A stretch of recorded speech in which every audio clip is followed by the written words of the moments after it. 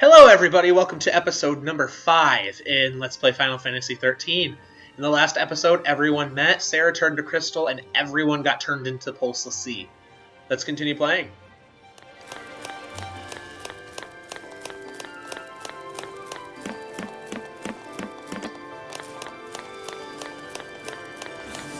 Ooh, bright and shiny. How do I get up there? There's a way, I know. Oh. Oh, okay, you're guarded.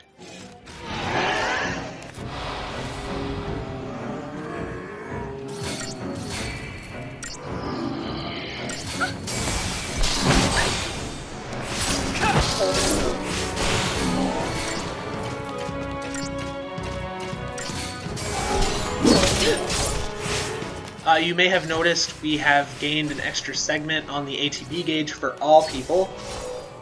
Vanille, strangely now, only still has 3. Just 2. And the only reason that is because she was a lessee before...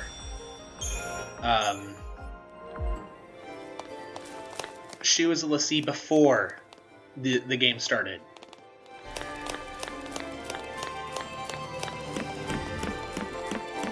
But we'll find out more about that later. Yeah. This just might work. Magic may be cursed, but it makes us stronger, doesn't it? Just to stop us from putting it to good use.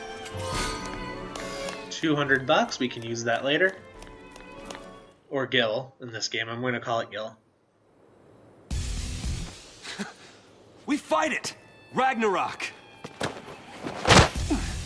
That's the reason we're lessee. To stop it. To keep Cocoon safe. Yeah, why don't you give us one reason to believe that? One reason. Sarah. She said to protect Cocoon. And then she turned to Crystal. That's the proof right there. She completed her focus. That means ours is to save Cocoon. Sarah's fal'Cie was the same as ours. Our focus has got to be the same. We were chosen to be guardians. To defeat Ragnarok. It makes sense! What the hell it does? You're grasping at straws, son. Post fal'Cie are Cocoon's enemies. We just got recruited by one of them. If I were a betting man, I'd put us on the other side. So Sarah's an enemy too? Well, I don't buy it. We have the power to save Cocoon if we work together and carry out our focus. The fal'Cie took Sarah from us, and you want to help it? Whose side are you on? Freeze! Huh? Place your hands behind your heads!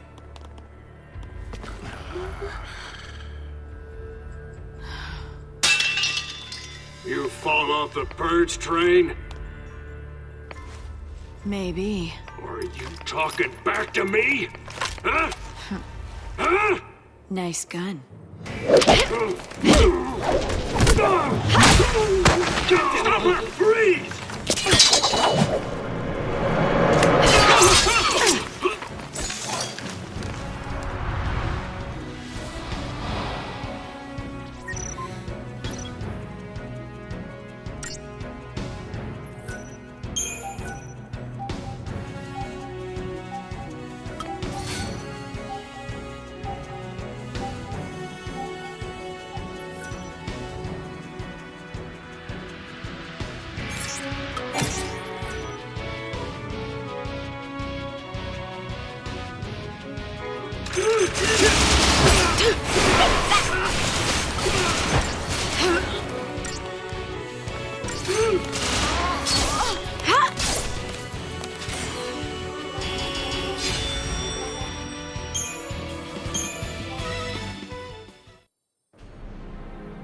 I thought they'd be tougher than that. This guy's a psychom, yeah? Supposed to be cream of the crop. Yeah, but PSICOM's an anti-pulse task force. They haven't fought a war in centuries. Bunch of rookie troops swinging around overpriced toys. So, from what you're telling me, sounds like a regular old soldier that's got more training than special forces. Nothing for us l'Cie to be afraid of. Cut the crap. Their grunts might be green, but SciComm's elites are cold-blooded beasts. They hit the field and it's game over. Uh-oh. Then let's run away. Ciao! Hey, wait!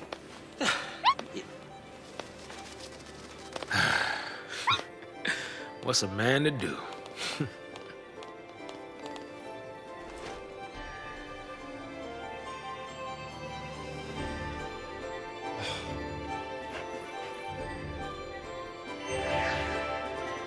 Dialogue section.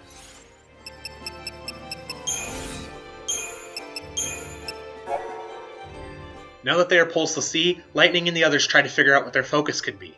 The only thing they know for certain is that the rampaging beast Ragnarok is somehow involved. Snow is convinced that their focus is to protect their world by defeating the beast, but one fact contradicts his belief. A Pulse the Sea are the hated enemies of Cocoon. A Pulse Falsi would never assign such a task to its servants. Lightning is infuriated by Snow's refusal to accept this logic. As she sees it, the Falsi not only made them into the sea, it also took their sister from her. The former soldier could never bring herself to meekly follow the orders of such a being, and Snow's apparent surrender to its will, however misinterpreted, is more than she can stand. As they trade heated words, Sanctum soldiers surround their location. Arguments will have to wait. For now they must concentrate on surviving.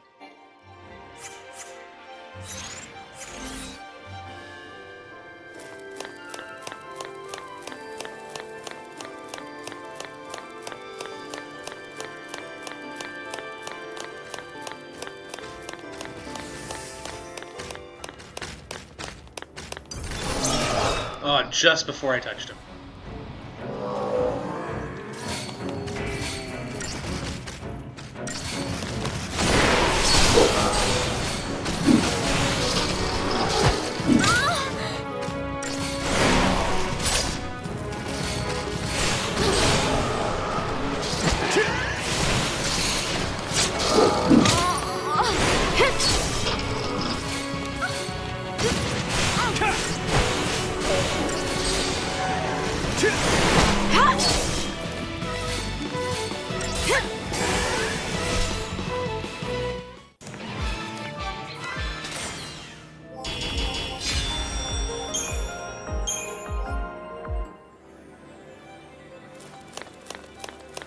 Now, normally, on my other playthroughs of this game, I didn't upgrade the Christogen until I lost a battle.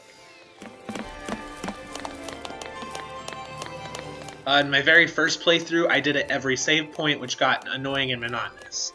So in my second playthrough, I decided, you know what, I'll just wait until I start losing, and then I'll upgrade. And it really gives you a push to see how far your abilities can go before you need more.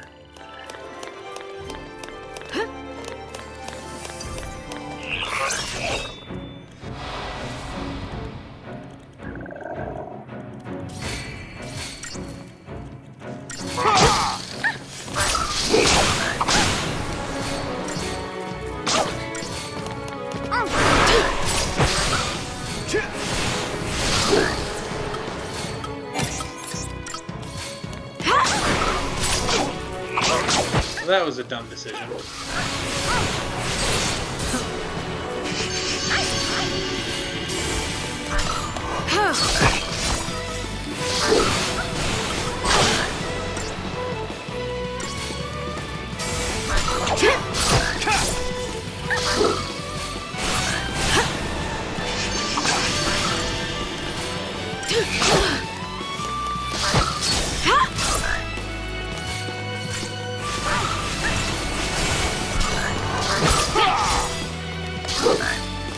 Also, enemies being staggered is incredibly helpful at this point in the game because every time you hit them with an attack, it interrupts what they're doing. So if they're about to attack with a very powerful attack and they're staggered, you can hit them and it will interrupt the sequence entirely, forcing them to start over and continue trying to start over until either the stagger wears off, they die, or they execute it. Or they're hit again.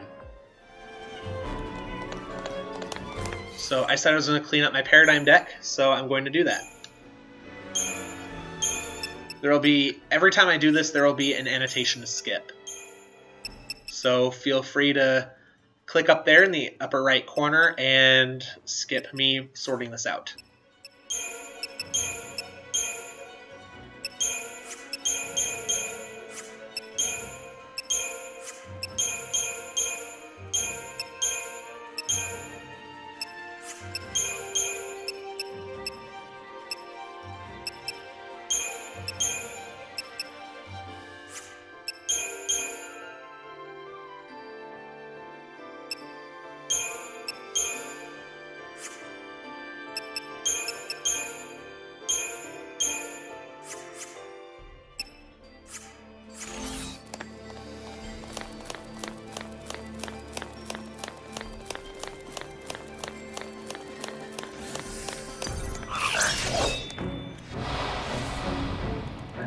Another group of 4 Brescian basses. This is going to be skipped. Oh, I was down here for the bright and shiny. Okay. Before I run away again. Silver Bangle. It's a step up from the bronze bangle that we had equipped to some of our characters. However, I'm going to apply the bangle to... Oh, the iron bangle. Okay. I'm going to apply it to the person who has the least amount of health in our party, and apply the iron bangle to the person with the least amount of health in our party after that. Applying... He doesn't have another weapon right now. Applying a power wristband to Snow because he's completely offensive. Or offensive, sorry. He is completely offensive. So, adding that power wristband to him will strengthen him up a little bit without having to upgrade his Gristerium. Probably just enough to give us a significantly increased edge. Another save point. We're making good time through this game, though. I didn't think I'd be here until about episode 9 or 10, so... I might as well make introductions. I'm Snow. Snow Villiers. Short stuff? Hope Estine. What about her? Bodum Security Regiment. She goes by Lightning.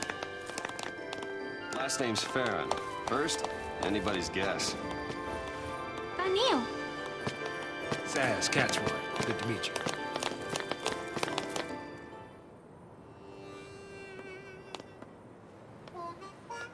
Ah, it's not right. Why'd kids have to get dragged into this? I'll keep the kids out of trouble. Problem with that is, you're one of them. Hey, Trying to take on the post-Foul Sea. That was our first mistake. We should have left it to the Sanctum. Hey!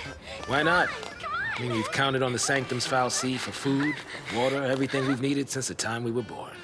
but you still helped us do it. Why's that? Gotta be something. There might have been.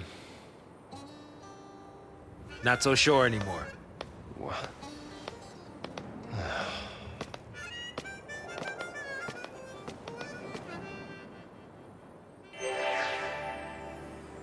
Dialogue segment.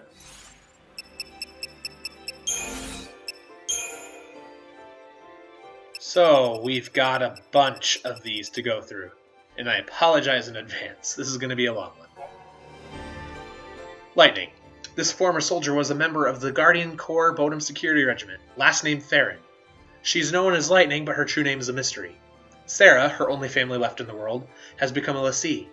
Lightning boards the Purge train in an effort to rescue her sister from the Foul Sea, but Sarah turns into crystal right before her eyes. However, it is not long until Lightning herself becomes a Foul Sea servant. She has lost her sister and become a Pulse lessee, an enemy of Cocoon. What hope does she have left? Snow Villiers. Without a family to take care of him, Snow was raised in a Sanctum facility. Now he leads the rebellious group of youths known as Nora. To prevent his beloved Sarah from becoming a Seath, he swears to help her fulfill her focus. However, before they discover what that focus is, Sarah falls into crystal slumber. Now a lessee himself, Snow interprets his fiancée's last words as the task he must complete, saving Cocoon. Saz Katzroy. Saz is a trained civilian airship pilot. Though all of Cocoon's people view Pulse beings as invaders to be repulsed, few outside the military decide to take matters into their own hands. What drives Saz, an ordinary citizen, to attack the Pulse Foul Sea in the Hanging Edge? After joining Lightning in her battle against the lower world entity, Saz shares her fate in becoming a lessee. Every time I say his name with anything else in an S or a sh sound, it's going to be a complete tongue twister. Hope Estine. Hope is a boy who, along with his mother, becomes a victim of the Purge. Answering Snow's call for volunteers, Hope's mother joins the rebellion, but is killed in the subsequent conflict. From that moment onwards, the grief-stricken teen harbors a consuming hatred for the Nora leader. With Vanille's encouragement, Hope follows Snow into the Pulse Vestige. Within those ancient chambers, they encounter the Foul Sea and are cursed with the brands of Lessee. Vanille. Vanille is a young woman who is also aboard the Purge train. Irrepressibly cheerful, she seems unaffected by the desperate situation around her. After being rescued from the train by Snow and his band of rebels, Vanille ends up sitting next to Hope and his mother. Following his mother's death, she sees the way the boy glares at the Nora leader. Vanille encourages Hope to join her and enter the Pulse Vestige, where they encounter the Lower World fal'Cie. Sarah Farron. Sarah is Lightning's younger sister. Despite losing both of her parents, she lives happily enough with her older sibling. Sarah's only real concern is Lightning's disapproval of her boyfriend Snow. However, that all changes when she encounters the fal'Cie Anima and is branded as a Pulse l'Cie. Without ever uncovering her task, she urges the others to save Cocoon before suddenly turning to Crystal. Though he cannot know for sure, Snow believes her final words to be the focus they must complete. Galenth Daisley. Galenth Daisley is the Primarch, the human representative of the Sanctum. Acting as a bridge between the fal'Cie Eden and a citizen-elected council, he facilitates the government of Cocoon. Until now, he has been seen as a conservative leader, never forcing the direction of the council, and always having the best interests of the people at heart. But with the discovery of the Pulse fal'Cie in Bodum, his leadership becomes ruthless and oppressive, with the Purge policy being instigated over the span of a single night. Godot. A childhood friend of Snow, Godot is one of the founding members of Nora. With his impressive frame, he sees himself as the group's shock trooper. Raised almost like a brother to Snow in a Sanctum facility, he knows the Nora leader better than anyone. Despite his often blunt comments and rough behavior, he is devoted to Snow's ideals of compassion. Lebreau. Friends with Snow from a young age, Lebreau is one of the founding members of Nora. She runs the cafe they opened to fund Nora's operations, and her cooking is one of the best kept secrets in Bodum. With her burlesque, no-nonsense manner, the young woman is treated just like one of the guys, and she would have it no other way. Maki. Maki joined the ranks of Nora out of his admiration for Snow, and I think I just pronounced his name wrong twice in a row. He loves to tinker with machinery and serves as the group's mechanic. His talent for taking junk and using it to upgrade machines has provided Nora with a secret source of income. One day, Makai, wants to be a reliable, heroic type like Snow, but he still has a long way to go. Yuge. A junior member of Nora, Yuge is a kind-hearted young man with an insatiable interest in fashion. Though he lacks the same courage as Snow and Godot in dangerous situations, his calming influence makes him an invaluable asset to the group. Chocobo Chick. This Chocobo Chick travels in Saz's hair. Though has only been with Saz for a short while, a strong bond has formed between them. The chick has no name, as voicing the true identity of the animal might trigger ripples of destiny across Cocoon and cause a hurricane in Eden. Either that, or Saz just hasn't thought of one yet.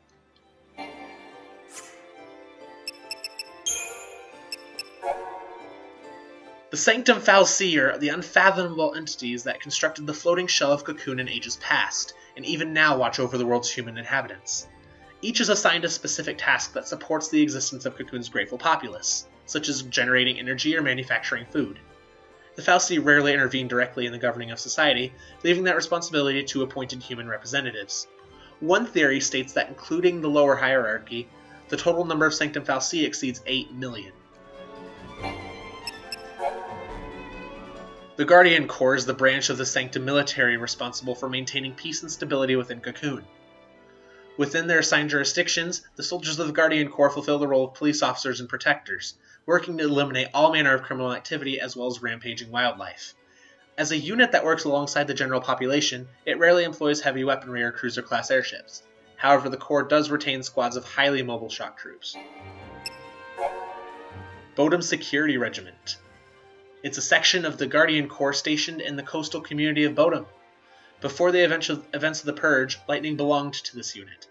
Public security issues rarely arose in the sleepy seaside town, and with little trouble from the local fauna, the regiment was one of the least active units of the Corps. During long spans of downtime, BSR troops were often sent to aid in exterminating dangerous wildlife in frontier regions.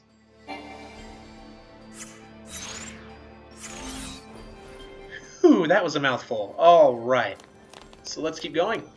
We got another 8 minutes in this episode yet, at least. Though, if tradition dictates, this episode will run over by a lot. Survive.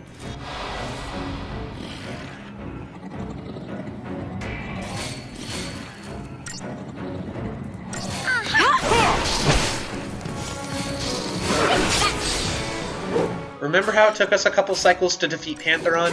Well, now it takes barely one.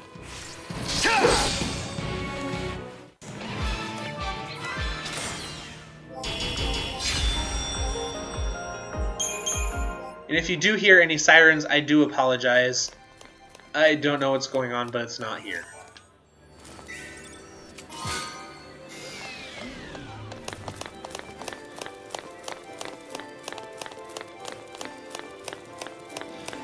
Don't sweat it.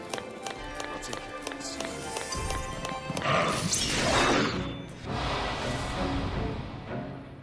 Two Pantherons with their newfound abilities.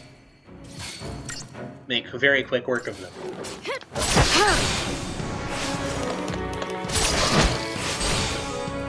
Well, that wasn't scary at all.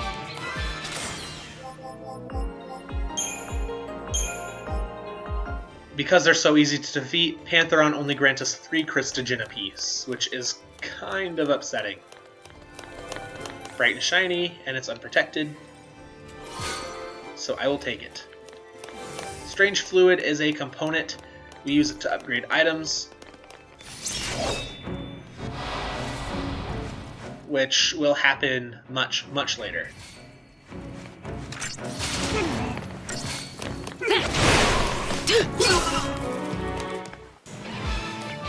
Another quick battle.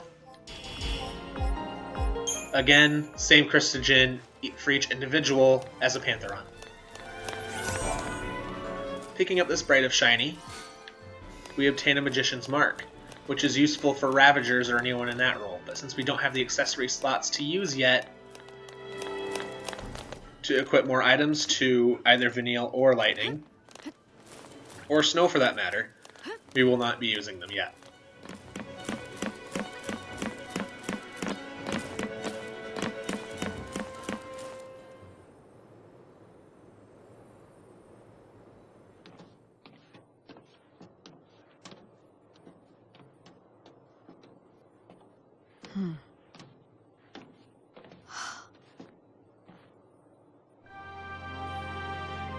Sarah. Sarah! Sarah. I'll get you out of there.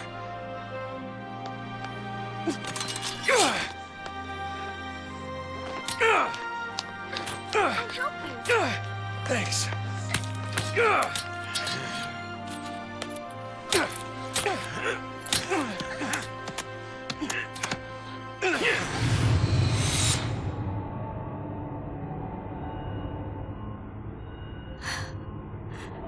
This is goodbye.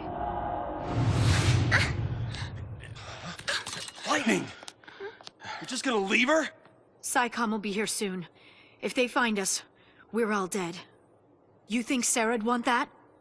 You think you know how she feels? If I leave her, then I'll never know. We'll be fine. I can handle anything they throw at us. No one will die. I'll protect Sarah. And Cocoon.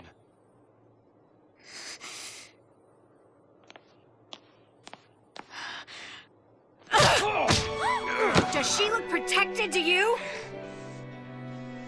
I can save her! What can you possibly do? Whatever it takes!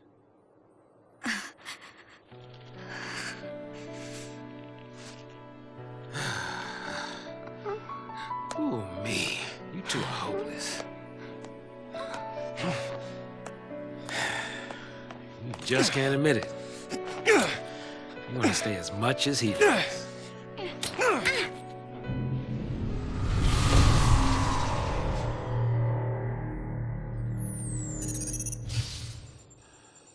Huh? Whoa, whoa! No! No! No, no, no! Not now!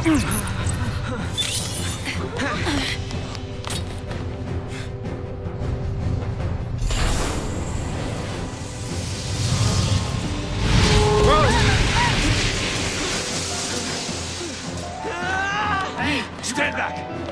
Hey!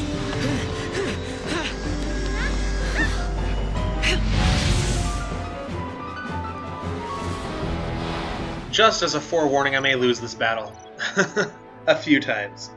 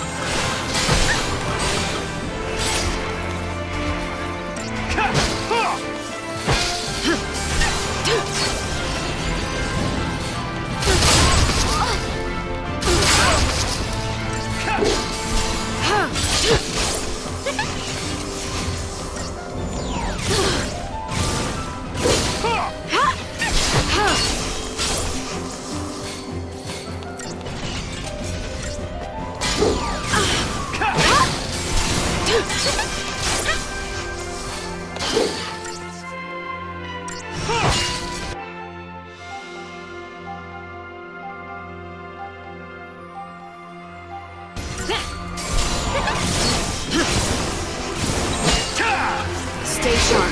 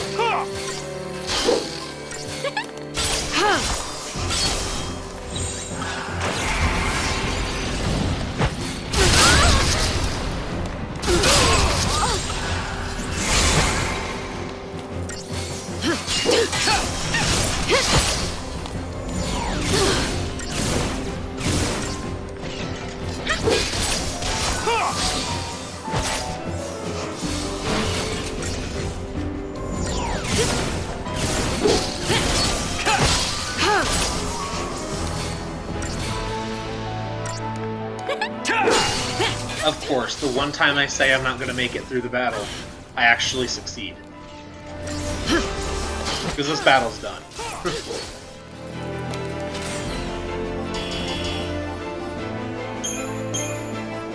And that one enemy netted us 64 Christogen. I guess it was making up for the 2 battles we did with it previously. And that was the Manavzin Warmech. You're leaving? We want to help Sarah too. But without tools, we could be digging for days. The army's on our trail. So for now, we gotta keep moving. For now. So I just abandon her and save myself? What about your focus? What happened to banding together and saving the world? Isn't that what you promised? Now you want to forget it all and die right here? Snow, you're nothing but talk.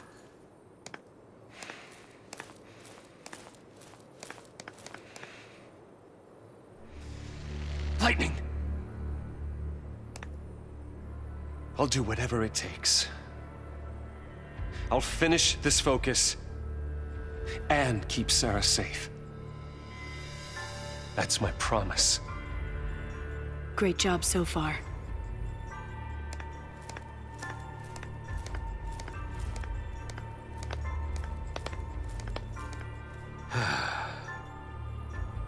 Stay out of trouble. You too.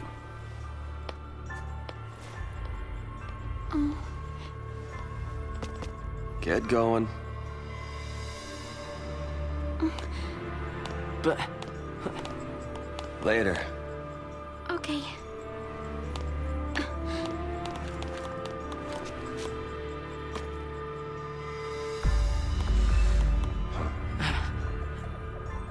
Snow, Save it for next time, kiddo. You'll get left behind. But... It's okay, Hope. Light'll take care of you. We'll meet again. yeah, count on it.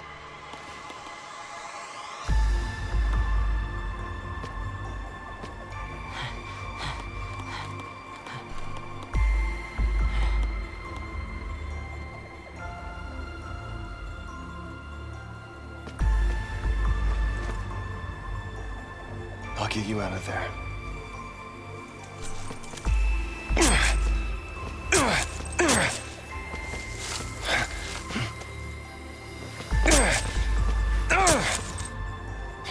Count on it.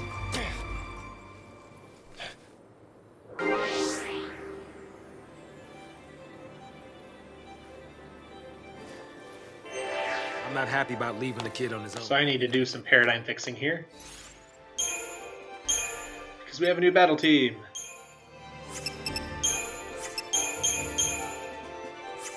I think the only thing Saz can be right now is a Ravager.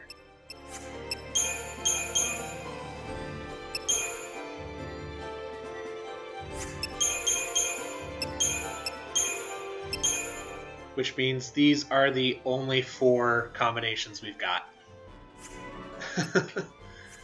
Kind of pathetic.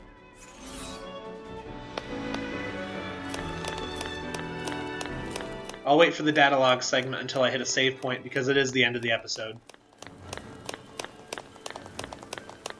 Maybe we shouldn't have left him on his own.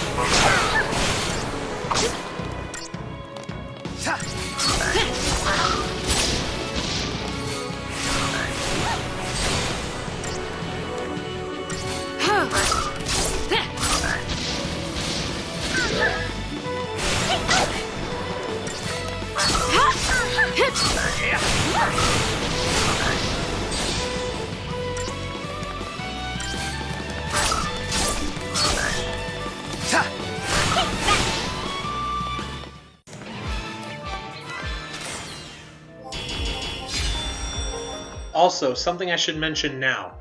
Christogen points aren't awarded and split between the current active party members, of which there are 4, which means each person would get 6 Christogen.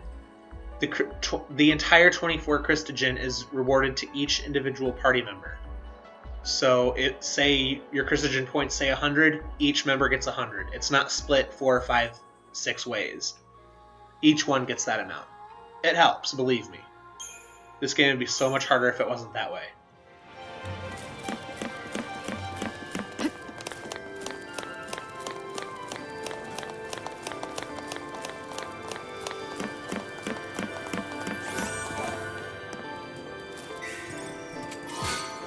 Unprotected, bright and shiny, and it's strange fluid.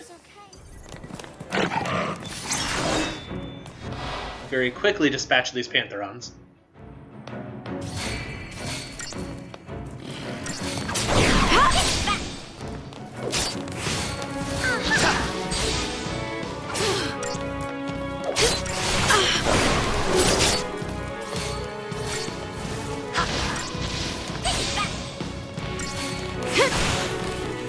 I'm tougher than you thought, huh?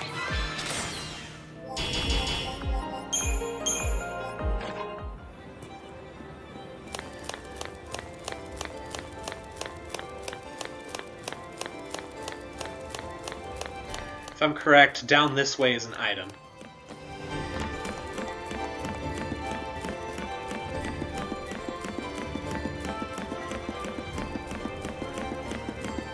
Two items, actually.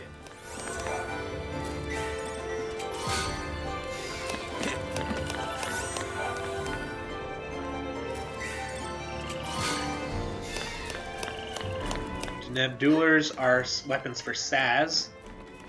I will do all of that at the end of this episode. I apologize for it running really long. I have not hit a save point yet to do anything about it.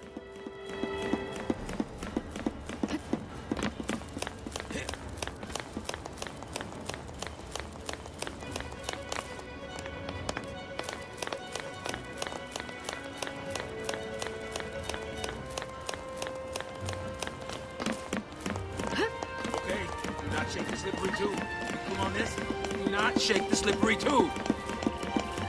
It's only scary if you look down. You should close your eyes.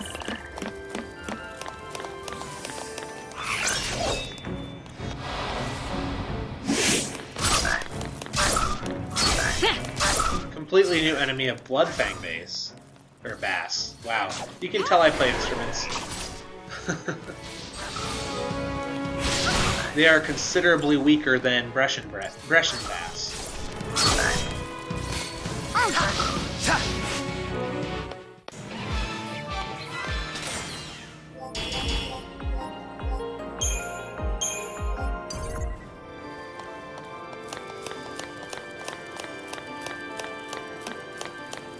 Still couldn't talk to him. You'll never get past this if you don't say something. Words won't change anything.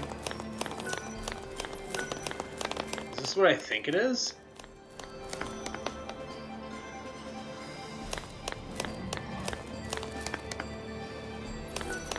No, not yet. Looks operational.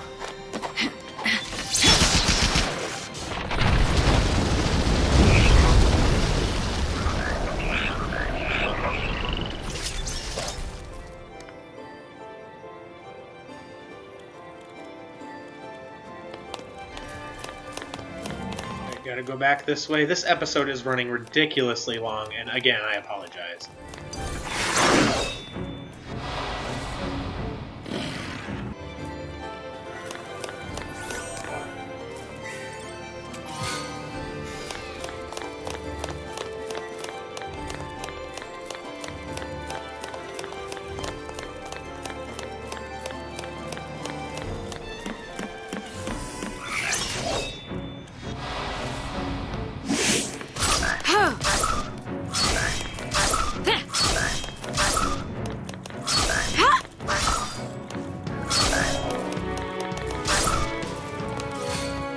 Things are about to get interesting.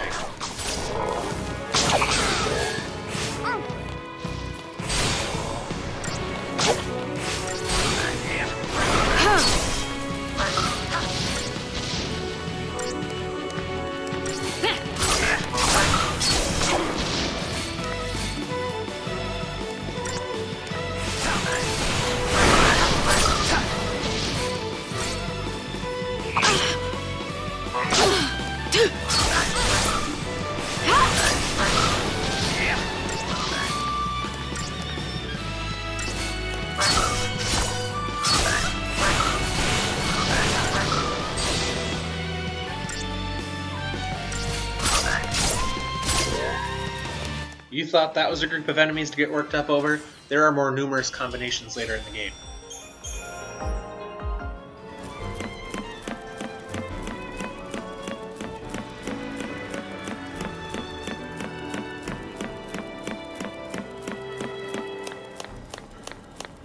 Still going, and there's a save point!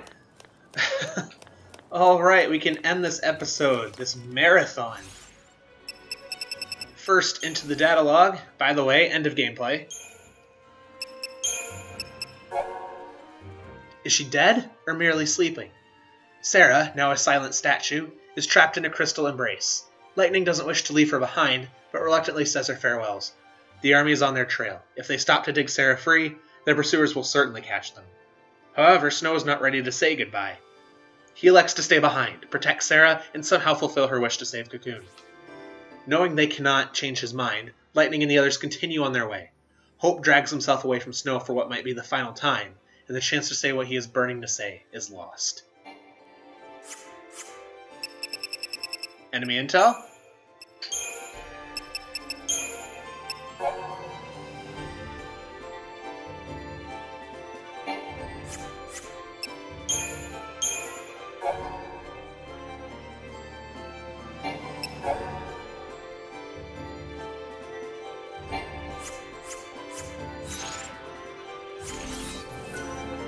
Alright, in the next episode, we'll continue traversing Lake Bresha. See you then.